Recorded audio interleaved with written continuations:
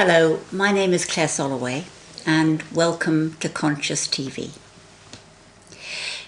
I have with me here today two people who are very dear to my heart, and I have known one of them for many years and one not quite so long, and they are Deva Premal and Miten.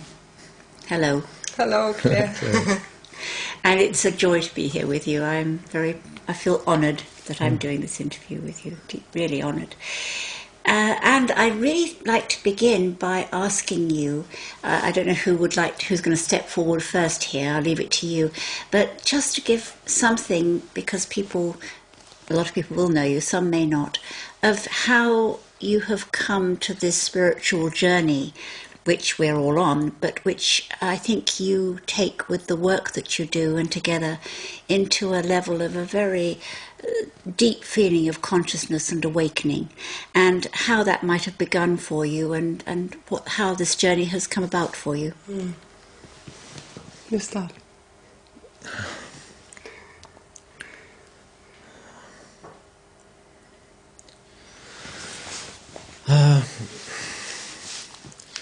I was in the music business, and I was so hurt and so damaged by the life that I was living that I just knew there was something somewhere, because my songs were telling me that, but I didn't know where it was.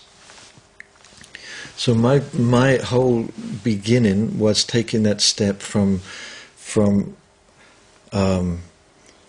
ambition, and struggling through life to discovering a different way of life through Bhagwan Sri Rajneesh.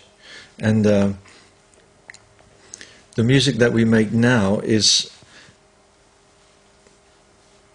the same music that we've always made ever since we met, which was in his ashram 18 years ago. That was when you and I met. No, you and I met even earlier than that. Uh-huh. Deva Premal and yourself met there too. Yeah. Oh, I see. Mm-hmm. Yeah. So we met in the ashram when she was 20 years old. I was 42. And we began this journey together, which was totally unexpected. A, on a romantic level, and B, on a musical level. Both things were meant to be somehow, it feels like. I think that's how it feels for you, no? Somehow we've been carried along ever since we met. It's like the wings of some kind of, I call it the wings of the mantras. The mantras have opened our lives in an amazing way. Mine especially. Deva was born with her father chanting a mantra. She's had them in her blood, she's really like in her blood. That's why when she sings them, it's not something that she's learned on an intellectual level, or I think I'll sing mantras because they're popular. It's something that she's grown up with. And these mantras, when she started to sing them to me in the ashram, it was like another step beyond my musical ideologies, and moving into something where I could express consciousness without having to try and explain it in English words. The mantras do that, and they express it. I mean, you should be talking about this, but they're intrinsic, so they're sounds. Why don't you say that?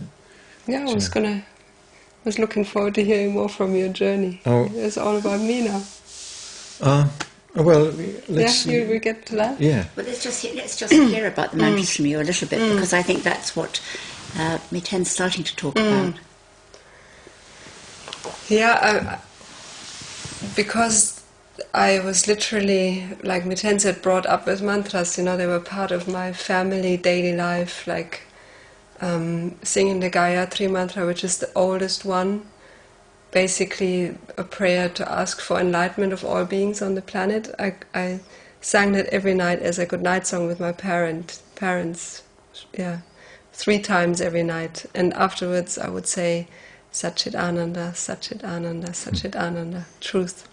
consciousness bliss. That was my personal mantra, which my father had given to me, had given another one to my sister. Is this as a little girl? Yeah, this is me like 3, 4, 5, 6 years old or something, you know, like ever since I can remember.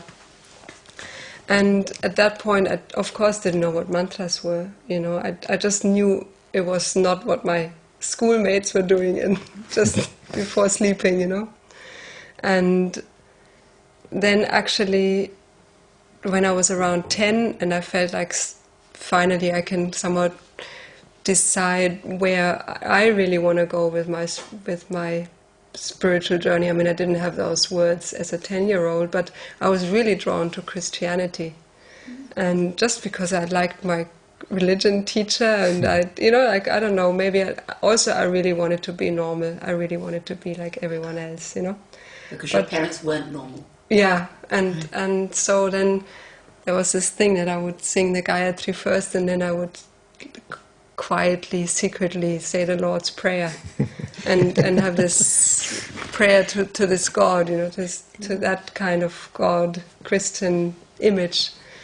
And I think just because I was too shy, I wanted to get baptized, and just because I was too shy to be baptized as a 10-year-old with newborn babies next to me, I never got around to it. And then through my father, who was always on the spiritual search with yoga and Zen, and mainly yoga and Zen, but always reading books he could get his hands on. And he discovered Osho, and through him I did my first dynamic meditation when I was 10 years old. Now, let me just come in here. Osho was Rajneesh before, that just was in 81. so people understand. Yeah, that was in and 81. he was very much a guru, and he was your parents' guru as well. At that point, I mean, they were just finding him. They were just, you know, discovering him. And my mother went to Pune in 81. And while she was in Pune, my father took us to Osho's Bhagwan centers at that point.